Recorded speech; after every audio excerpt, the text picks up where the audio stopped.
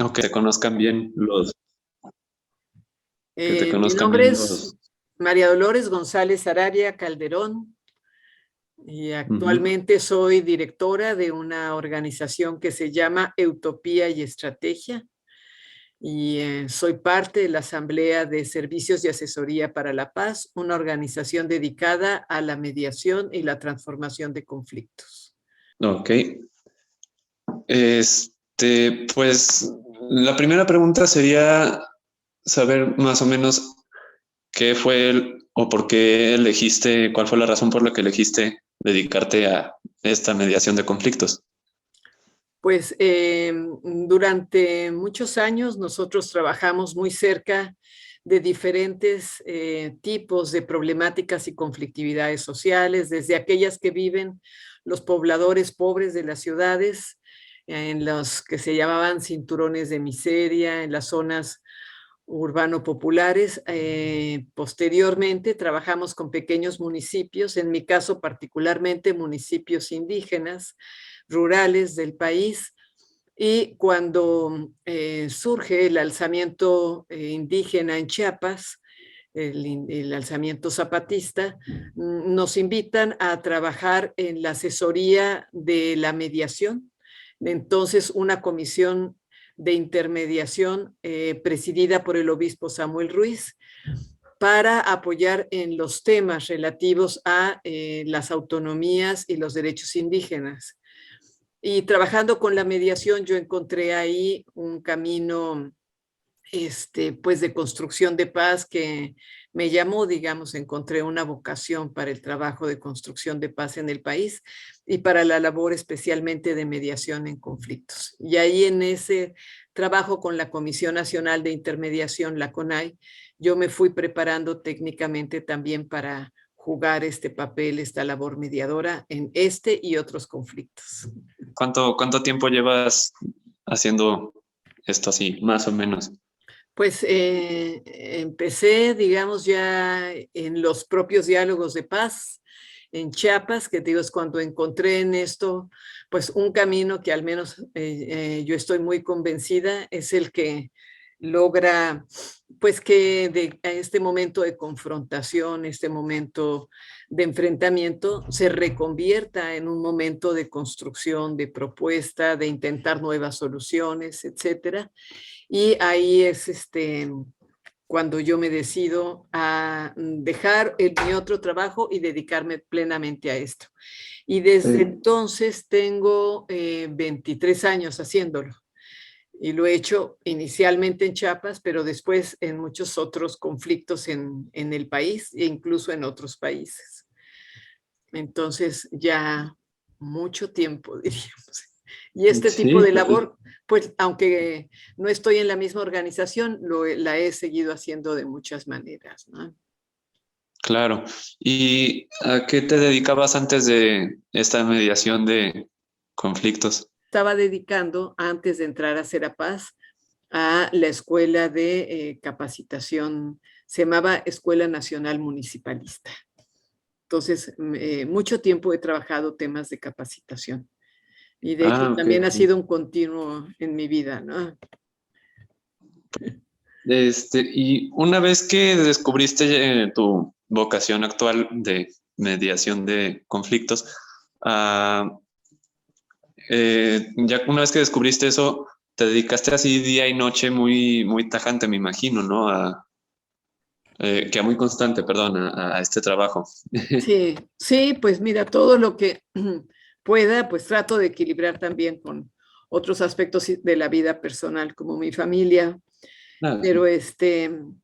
sí, yo diría que dedicada de tiempo completo, muchos años, es un trabajo exigente, exige mucha dedicación de tiempo, de preparación de los casos que se van a abordar, también pues una preparación emocional, porque son espacios de una gran intensidad de emociones, sentimientos, expresiones fuertes, ¿no? Y entonces es una comunicación muy intensa, entonces también hay que prepararse para eso. Y también es un trabajo que me ha exigido viajar mucho. Yo sigo manteniendo un pie en Chiapas, digamos, haciendo una labor más o menos constante, pero no solo en Chiapas, Oaxaca, Guerrero, Veracruz, en el norte del país, mucho a partir de que empieza la violencia más fuerte, pues me ha tocado mucho trabajar en algunos estados del norte también. Entonces, Claro. pues sí, ha sido un trabajo exigente, pero como dices, me gusta, es un trabajo que me apasiona, tengo una gran convicción que hay que tratar de trabajar por este camino los conflictos y construir la paz siempre que tengamos espacio para ello. Y entonces, pues le dedico mucho tiempo, me parece que sí. ¿Cómo es tu papel o tu trabajo en sí? ¿De qué va, por así decirlo? Pues sí, mira, un conflicto puede ser un conflicto de alto impacto o un conflicto pequeño, pero siempre, a ver, ¿qué hacemos, no? Siempre vamos solo cuando nos lo pide, nosotros decimos el actor social, ¿no? Alguna de las personas, actores sociales, organizaciones, movimientos que necesitan prepararse y encontrar puentes con la otra parte, ¿no? Entonces vamos a petición de parte y sobre todo de la parte social. Segundo, la manera en que procedemos es a escuchar a ambas partes, ¿no? De manera muy detallada. A veces tenemos que escuchar a las dos partes principales del conflicto, pero también a muchos actores. Entonces, escuchamos a todos y después de escuchar a ambas partes y a otros que están involucrados, hacemos un pequeño diagnóstico. Ya vemos qué condiciones tiene ese conflicto para poder resolverse. Y valoramos. Una de las cosas que nosotros siempre valoramos es si las dos partes tienen verdaderamente voluntad de buscar una salida pactada, una salida a través de un proceso de diálogo y negociación, una salida donde todos van a hacer concesiones en el afán de buscar los cambios necesarios para mejorar la situación, incluyendo los distintos intereses que están en juego, ¿no? Entonces, si nosotros encontramos que esto es posible y que hay camino, digamos, alrededor de esta posibilidad en este conflicto, entonces ya procedemos, digamos, a pensar con ellos cuáles son las condiciones de ese diálogo y de esa negociación.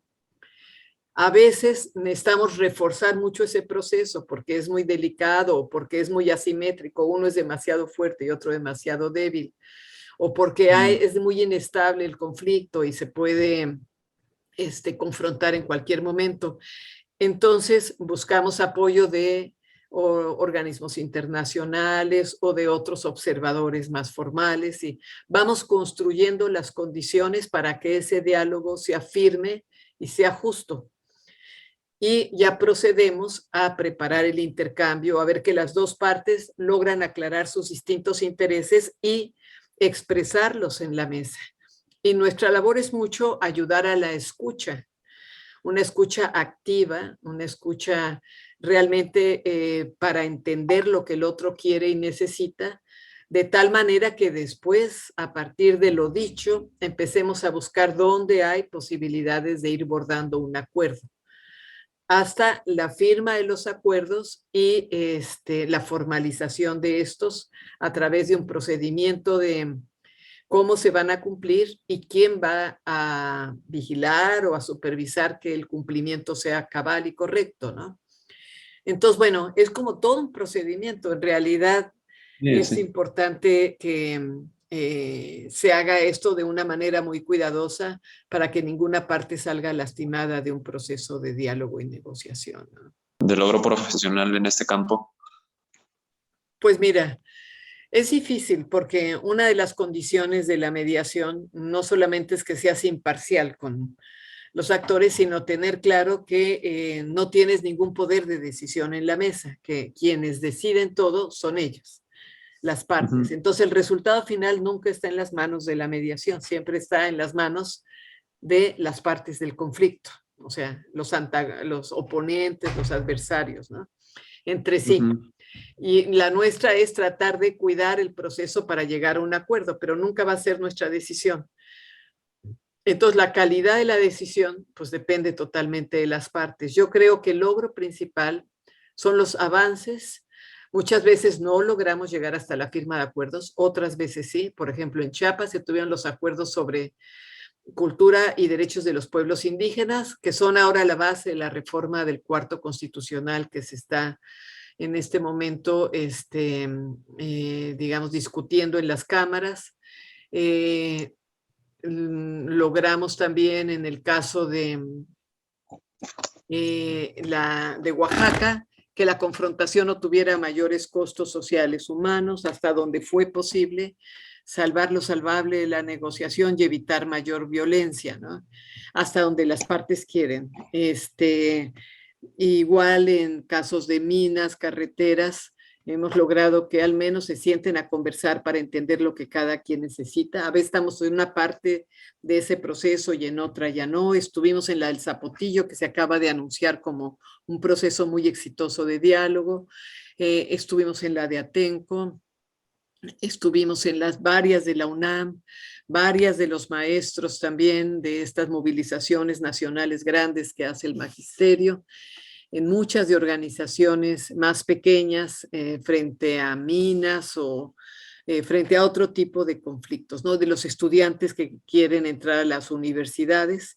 Entonces siempre hay algún tipo de logro. Yo creo que el logro más importante en general es que la energía de la confrontación es una energía que se dedica a la construcción de propuestas y de cambios necesarios para abordar las problemáticas. O sea, todo conflicto social expresa un problema que debe atenderse. Y entonces, de estos procesos al menos, se visibilizan esos problemas y se logra conducir esa energía, digamos, del enfrentamiento a la búsqueda de soluciones. Yo diría que ese es el gran aporte que se logra.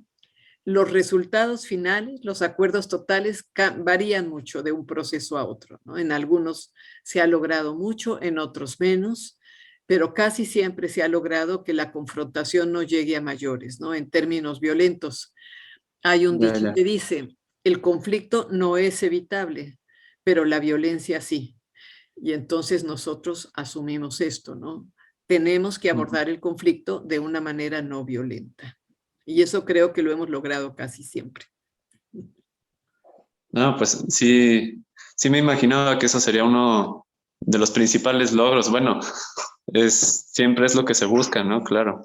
Así es. Ah, la siguiente duda era, siendo tú como mediadora, pues obvio hay que mantener una imparcialidad, pero ¿ha llegado a ser difícil mantener esa imparcialidad en algún momento, en algunos casos? Sí, o sea, no siempre es fácil, pero nosotros decimos, el caso especial de esta mediación civil, que hemos sido nosotros, que nosotros somos imparciales en el proceso, es decir, hacemos un proceso confiable para todos, tratamos de que el proceso efectivamente permita una participación muy equilibrada de ambas partes, pero nosotros no nos asumimos neutrales, porque sabemos que no somos neutrales ante ante las causas del conflicto. Mm, Somos una mediación que está muy convencida de que es necesario hacer cambios estructurales, los cambios en las situaciones que generan estos desbalances, estas injusticias, estas desigualdades que llevan a la conflictividad social o estas formas de, digamos, producción y desarrollo que generan también. Entonces, nosotros no damos nuestra opinión, no estamos ahí, pero no nos asumimos neutrales, digamos, ante las problemáticas sociales. Nos asumimos imparciales en el proceso de diálogo. Y por lo tanto, pues así somos conocidos. A pesar de ello, los gobiernos nos han invitado muchas veces o nos han aceptado muchas veces como mediadores, mediadoras, pues porque finalmente es un proceso que ayuda a tener una mejor salida de una situación conflictiva, ¿no? Pero bueno, esa es la situación.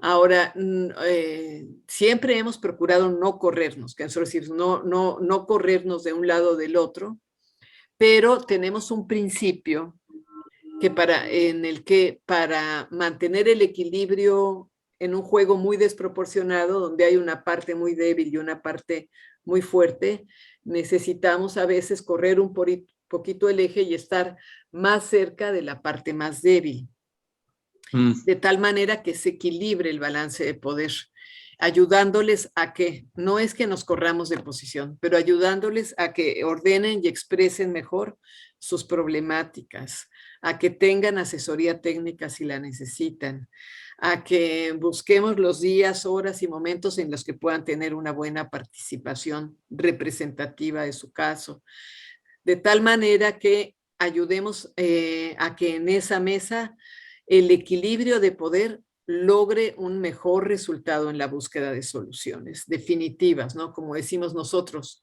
pues lograr un acuerdo firme y duradero. Y eso requiere que sea el mejor acuerdo posible, ¿no? Ujú. No, pues está muy bien. También otra duda, me imagino si te ha llegado a pasar que hay casos en el que ninguna de ambas partes quiere llegar a un acuerdo, o sea, en algún punto dicen, no, mejor ahí muere, ya nos Sí, quedamos como estamos, no sé. mira, basta con que una de las partes no quiera. En Mm, este caso, que la metodología que nosotros tenemos es que tiene como una precondición que hay que querer. O sea, mm, para entrar nosotros a hacer un proceso de transformación de un conflicto, lo primero que investigamos es si ambas partes quieren comprometerse con este proceso, quieren transformar el conflicto, están dispuestos a salvaguardar la integridad del otro, de la otra persona o del otro grupo o del otro actor, ya sea institucional o no, y que están dispuestos a hacer concesiones mutuas para buscar una solución aceptable para todas las partes. O sea, eso es como una condición. Si nosotros encontramos, digamos, en la preparación, que una de las partes dice, no, yo no los reconozco porque ellos no lo merecen, porque son esto, son lo otro, y entonces no les tenemos confianza y no, digo, bueno, entonces hay que hacer un juicio, no hay que hacer una mediación, porque le tienes que reconocer a la otra parte legitimidad y estar dispuesto a hablar con ella, a hacer concesiones y a construir una salida conjunta. Si no, no, este método no funciona. Entonces lo que dices es muy importante, o sea, si encontramos que no hay voluntad, no seguimos con el proceso. A veces ni lo empezamos, pero en ocasiones lo vale. descubrimos después y no seguimos. O, por ejemplo, les proponemos una especie de divorcio tranquilo. O sea, ya sabemos que no van a llegar a un acuerdo. Busquemos una manera de separar, de separarse o de distanciarse sin violencia, sin lastimarse mutuamente, ¿no? También podemos ir Sí, solo a buscar la manera de un buen cierre o la manera de abordar el conflicto sin violencia, ya no en la búsqueda de una solución conjunta. Pero sí, sí ha pasado y no una vez, muchas veces, pero nuestra premisa es que tiene que haber esta voluntad para seguir caminando en un proceso así, ¿no? ya, claro. Sí, no, y justo iba a hacer una pregunta que digo, ya se respondió ahorita, era que en casos así complejos en los que empiezan como a trabarse las mediaciones, ¿cómo se logran, o sea, cómo se resuelve, cómo se desatora el caso?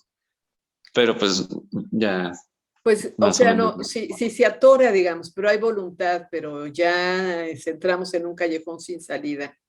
Respecto a la agenda, a las metas, ahí sí es más probable buscar otro tipo de salidas, ¿no? Si se mantiene la voluntad a pesar de que esté atorado el diálogo, entonces lo que toca es buscar nuevas rutas, ¿no? Por ejemplo, si estamos trabajando un problema de una comunidad con el gobierno estatal y no se avanza y no se avanza, y entonces no logramos encontrar una buena solución para ambos, hacemos lo que se llama crecer la torta, o sea, crecer aquello que se está disputando. Se cuenta que piensa en lo que está sobre la mesa como un pastel que se va a dividir, pero no nos da. todo el mundo quiere lo mismo, todo el mundo quiere la mayor parte de ese pastel y no se puede avanzar. Entonces hacemos el pastel más grande, creamos valor para esa negociación, es decir, incorporamos otros intereses que para las partes sean importantes y ya no solo va a ser si era un terreno, si era eh, una indemnización, sino empiezas ya a meter otros intereses para hacer más grande la negociación y encontrar otra manera de armar la salida, ¿no? Puedes traer a otros actores a la mesa, al gobierno federal, por ejemplo, si era solo con el gobierno estatal, o empiezas a Naciones Unidas, empiezas a buscar otro tipo de salidas. Pero normalmente, habiendo voluntad y con creatividad, casi siempre es posible reabrir nuevas etapas en los procesos de diálogo. También a veces las organizaciones paran para fortalecerse, ¿no? Salir a los medios, decir cuál es su situación, ganar respaldo social, meter un juicio, ganar un amparo y volver a la mesa con esa fuerza. Depende de muchas cosas. La verdad es que hay mucho que hacer. Es difícil que una mesa, habiendo voluntad, no logre caminar. Ok, ok. Lo cual también me lleva en parte, me estaba acordando de la pregunta si se puede ser completamente imparcial. ¿Qué tan difícil sería no involucrarse a un nivel más personal ya en tu trabajo? O sea, que ya un tema se vuelva un poco más personal. Sí, bueno, me gustaría darte un concepto en el tema de la imparcialidad que se llama la multiparcialidad, que es en realidad lo que nosotros hacemos. Somos imparciales en cuanto a el desarrollo, el proceso de diálogo, pero tratamos de ser multiparciales, es decir, entender los intereses de todas las partes, escucharlas con atención, con empatía, para entender cuál es el interés legítimo de cada una y hacérselo entender a la otra parte. Entonces, solo quiero decir, no solo somos imparciales en el proceso, sino multiparciales en el entendimiento del problema. Y tres, pues es muy difícil. Yo no tengo ninguna técnica para eso y sí, muchas veces, no es que me involucre, pero sí me siento personalmente tocada por las realidades que vemos en las mesas, ¿no? Y, Sí. y tratamos de ayudar a que salga y eso nos mantiene trabajando con mucho profesionalismo en la mesa, pero podemos tener una gran empatía, digamos, con las personas que están ahí tratando de resolver sus problemas profundos o cotidianos. Entonces, me quedé pensando que, pues yo he hecho relaciones personales fuertes con muchos de los actores con los que hemos trabajado en las mesas. O sea, relaciones que perduran incluso, ¿no? A través de muchos años. Entonces, no sé si he mantenido esta distancia personal, creo que no, pero he tratado de mantener la objetividad y la imparcialidad, incluso para ayudar a aquellos con quienes yo puedo tener más afinidad, ¿no? Entiendo que Claro, estas claro. cosas hay que hacerlas bien para que ayudes a todos. Ujú.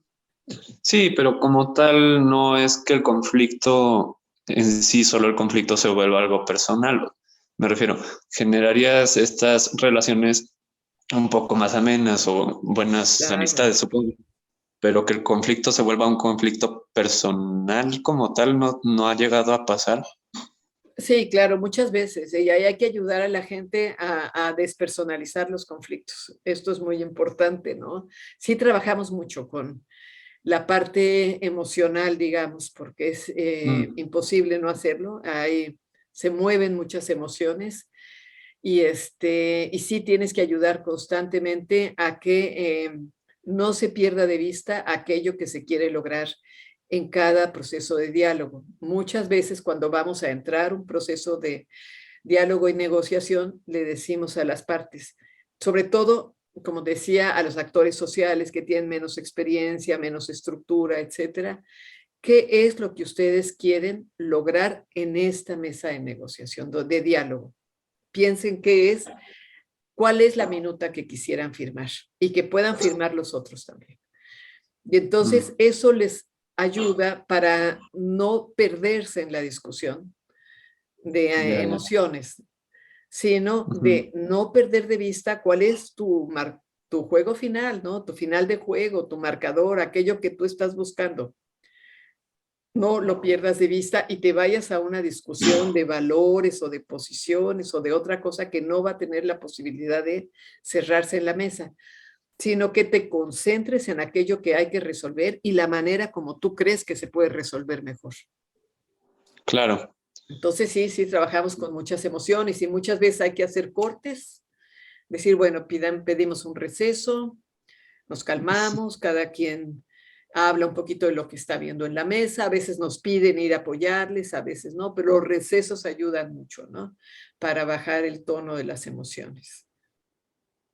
Sí, claro. Y la Justo iba, mediación es nada más decir, nosotros decimos que es un fusible porque se quema, ¿no? O sea, son descargas de los dos lados y estamos en medio. Es como un fusible que recibe todas las sobrecargas. Aguantamos un buen, pero también nos hemos quemado, ¿no? sí, no, pues sí, claro. Justo digo, no sé qué tan, si te parece bien esta siguiente pregunta, si no tienes inconveniente, pero ¿hay algún caso, nada más con que lo pongas así con peras y manzanas para que se mantenga pues privado, ¿no? Pero algún caso que si hayas dicho este sí estuvo muy, muy complicado de cuestiones así personales, por así decirlo. De cuestiones O sea, con este tema conflicto social, de a cuestiones nivel personal, personales. pues. Pues sí, o Sí. sea, hay muchos en los que se, a ver, me quedé pensando en conflictos que implican, sobre todo, por ejemplo, donde eso pesa mucho, es a nivel de los que llamamos conflictos horizontales, es decir, no son conflictos entre grandes poderes y pequeñas organizaciones, comunidades, movimientos sociales, sino conflictos al interior de las comunidades, al interior de las organizaciones, porque hay muchas relaciones cruzadas, ¿no? Y Mm, entonces ahí